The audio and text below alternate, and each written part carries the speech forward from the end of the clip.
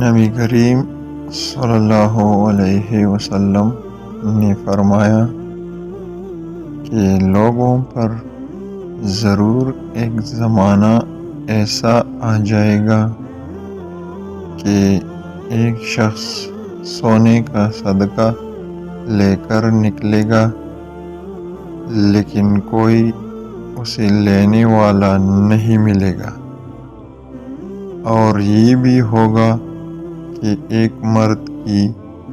پناہ میں 40 عورتیں ہو جائے گی، کیونکہ مردوں کی کمی ہو جائے گی اور عورتوں کی زیادتی ہوگی۔